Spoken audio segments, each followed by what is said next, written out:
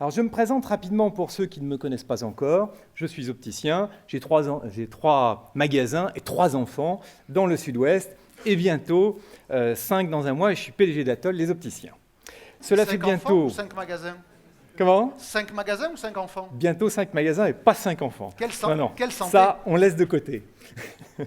Cela fait bientôt 4 ans que je suis au conseil d'administration de la FCA et 1 an comme président. C'est du boulot et je ne me rendais pas compte combien mon ami Guy, qui est ici et que j'ai le plaisir d'accueillir, bossait. Bravo Guy pour tout le boulot que tu as fait pour la FCA, on ne le dira jamais assez. Je suis bien évidemment très heureux de représenter autant d'entrepreneurs, de coopératives, d'enseignes aussi connues et aussi bien implantées sur le marché français. Le succès de notre modèle n'est plus à démontrer.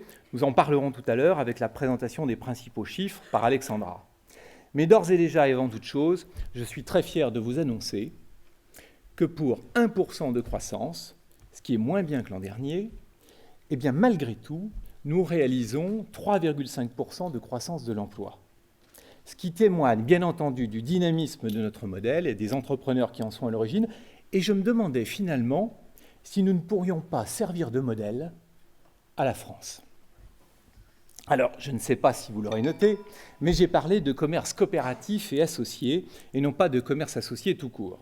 En effet, 10 ans après avoir choisi comme nom la Fédération du commerce associé qui englobe de facto l'organisation coopérative, il m'est apparu important de faire ressortir cette notion de coopérative dans notre nom, tout en gardant le sigle de la FCA et l'appellation associée. En effet, la loi Hamon sur l'économie solidaire et sociale a mis en avant notre forme d'organisation structurée par la loi de 1947 sur les coopératives et remodelée régulièrement pour s'adapter aux évolutions naturelles de l'économie française. Mais avec la mondialisation et le détachement progressif des Européens des valeurs judéo-chrétiennes, un très grand besoin de construire un nouveau panthéon de valeurs est apparu, la dimension humaine et solidaire, replacée au cœur du débat politique, économique, éducatif, est finalement magnifiquement bien incarnée par les fondamentaux des coopératives. Le conseil d'administration de la FCA a donc choisi de continuer de capitaliser sur notre nom FCA, dont la notoriété est déjà respectable, tout en faisant évoluer notre signature de Fédération des enseignes du commerce associé vers Fédération du commerce coopératif et associé. En rappelant la dimension coopérative, nous avons voulu remettre au cœur de notre dispositif l'état d'esprit qui nous anime. Nous avons estimé que nous serions ainsi mieux représentés, que nos actions grandiraient en efficacité et en clarté. Cela nous a d'ailleurs beaucoup aidé pour lutter contre l'amendement Brottes. Nous nous sommes aperçus ainsi que dans les plus hautes sphères du pouvoir, si le contrat d'affiliation en général était bien connu, et alors en particulier pour certains travers du passé que nous n'avons jamais soutenus, comme les contrats millefeuilles, on connaissait moins bien la double spécificité de celui du commerce coopératif et associé, qui fait de facto des adhérents de nos organisations des actionnaires investis au cœur de leur entreprise. Ce sont en effet eux qui inspirent et votent les textes fondateurs du fonctionnement de nos coopératives, que sont les statuts et le règlement intérieur. Ils choisissent ainsi librement, démocratiquement, soit la majorité qualifiée des 50% pour modifier le règlement intérieur, soit des 66% dans le cas des modifications des statuts. Vous connaissez tout cela par cœur. De plus, la durée de détention des actions de la coopérative ou de l'entreprise, de tête du groupement, ne peut être limitée, pas plus que celui de détention de parts de capital de société en bourse ou d'une société familiale. C'est un principe de base de notre forme d'organisation qui est finalement consubstantiel à notre efficacité et au modèle capitaliste en vigueur. Ce matin, nous avons choisi de vous exposer en quoi le commerce coopératif et associé est précurseur de l'économie collaborative. En effet, notre modèle repose sur le partage d'expériences, sur l'échange d'informations, sur la co-création, la co-détention, sur la co-responsabilité, le co-financement. Alors, permettez-moi de sourire lorsque je vois certains jeunes geeks avoir l'impression d'avoir réinventé un monde merveilleux de l'échange collaboratif. Je leur dis bienvenue dans le monde coopératif et collaboratif. Nous, ça fait déjà 53 ans que nous nous y frottons avec la FCA. L'économie collaborative repose sur 4 piliers fondateurs que sont le partage, l'efficacité, la confiance et le rayonnement. Il s'appuie sur l'envie des particuliers, des Français, à consommer selon une logique communautaire, de partage entre particuliers dans un esprit de consommer mieux, plus efficacement, en optimisant le rapport qualité-prix.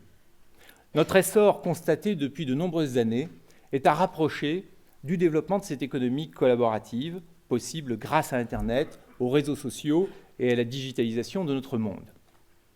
Le commerce coopératif et associé n'en prend bien évidemment pas tous les codes, mais ses valeurs et son organisation même reposent sur les mêmes principes.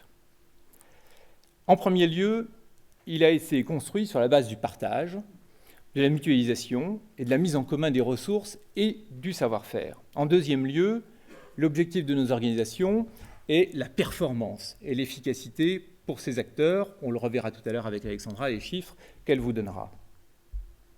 En troisième lieu, la confiance adossée à la solidarité, pas que financière, constitue deux piliers importants et indissociables de nos groupements. Il faut rappeler sans cesse cela à nos associés qui parfois ont du mal à se départir de leur intérêt personnel au détriment de l'intérêt général qui pourtant sert cet intérêt particulier. C'est là la principale faiblesse de nos organisations, soumises à des forces centripètes extérieures extrêmement redoutables et dangereuses, parfois manipulées à notre insu par des concurrents qui ont compris nos faiblesses, mais parfois aussi par un législateur qui ne comprend pas nos organisations. On verra tout à l'heure quelques interviews dans les couloirs de l'Assemblée qui sont assez édifiants. C'est la raison pour laquelle nos organisations ont parfaitement bien su réagir en développant des outils statutaires ou réglementaires de protection importants, mais qui peuvent pourtant s'avérer extrêmement faibles dans certaines situations de départ de l'enseigne de nos associés. Et contrairement à ce qui a pu être dit ou écrit, rien ni aucune entrave n'empêche un associé de quitter actuellement nos structures librement, moyennant dans certains cas des compensations financières proportionnelles à la taille de nos activités. L'organisation de l'économie collaborative repose sur la mise en place d'une plateforme qui organise la mise en relation des acteurs et démultiplie son rayonnement. La tête de réseau de nos groupements joue ce rôle de plateforme, d'intermédiation, qui organise l'activité économique entre ses membres et les accompagne dans leur création de valeur.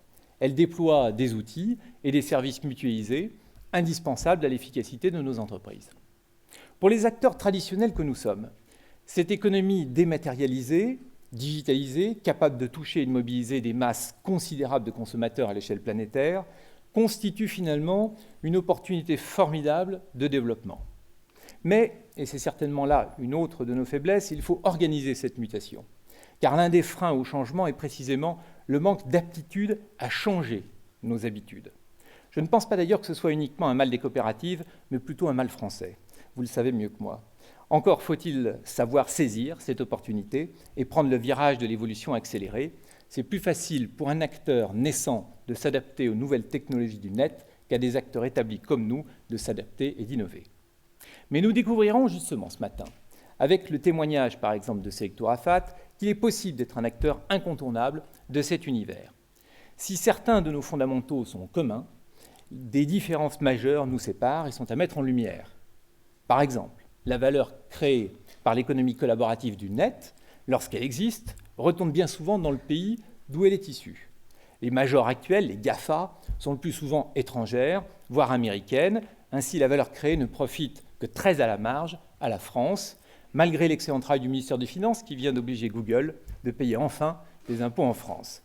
En revanche, notre modèle privilégie l'investissement local plutôt que low cost et lointain.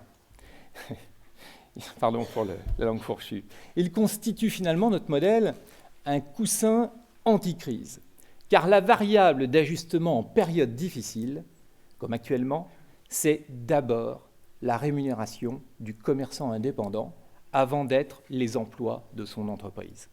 La preuve, la croissance de l'emploi de 3,5% dans notre secteur, malgré une croissance de seulement 1% de son chiffre d'affaires, en est un témoignage, une preuve vivante. C'est pourquoi nous ne comprenons pas la démarche actuelle du législateur, dans le cadre de la loi Macron, de vouloir fragiliser, voire pénaliser notre modèle avec le droit d'injonction structurelle qui touche plus les entrepreneurs indépendants que les intégrés, ou la limitation de durée des contrats d'affiliation, bénis des deux mains par le lobby des intégrés, lui donnant un avantage concurrentiel sur nous, puisque par définition, aucun contrat ne les lie avec eux-mêmes.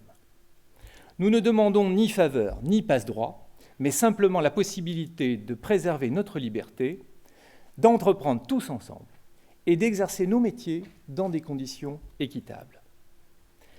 Face à tous ces changements apportés par cette nouvelle économie, qui engendre interrogations et bouillonnement créatif, je finirai avec cette fameuse phrase de la culture anglaise « Where there is a will, there is a way ».